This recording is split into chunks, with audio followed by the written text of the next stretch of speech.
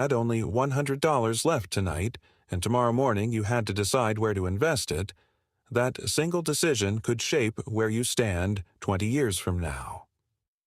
Most people think investing is something they'll start later. But the truth is, every dollar sitting idle quietly loses purchasing power over time. Inflation doesn't send a warning. It simply eats away at your money while you do nothing. So, the real question isn't whether you should invest. The real question is, what should you invest in first? The first priority is an emergency fund.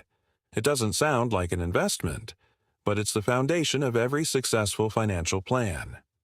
When the market crashes, and eventually it will, people without an emergency fund are often forced to sell their investments at the worst possible time. A financial cushion gives you the confidence to stay invested when everyone else is panicking. Next, come index funds. Here's an uncomfortable truth that many people ignore. Even most professional fund managers fail to consistently outperform the market over the long run. So, if experts struggle to pick winning stocks, why do so many beginners believe they can? Instead of betting on one company, an index fund allows you to own a small piece of hundreds of companies at once. You're no longer trying to beat the market. You become part of it. Third are retirement accounts with tax advantages.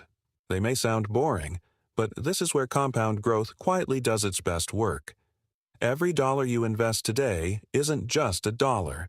It's a potential multiplier over the next 30 years.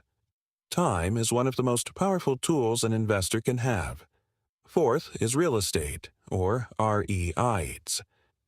If buying property isn't practical, there's a common belief that real estate always goes up in value. The reality is more complicated. Property values move in cycles, and long-term returns aren't always as dramatic as people make them sound. That's why it's important to understand the risks before investing. And finally, invest in yourself. Your skills, your health, and your network are the highest return investments you'll ever make. They don't show up on a brokerage statement, but they determine how much money you'll have available to invest in everything else. Here's the biggest irony. None of these ideas are new. They've worked for decades. The only thing that separates successful investors from everyone else isn't information. It's discipline. Almost everyone knows what they should do. Very few people consistently do it. So the next time you see a hot new investment promising quick riches, ask yourself one question. Is this actually better than the fundamentals? Or is it simply more exciting? Because in personal finance, the boring strategies are usually the ones that build lasting wealth, and the exciting ones often come with a bill you'll eventually have to pay.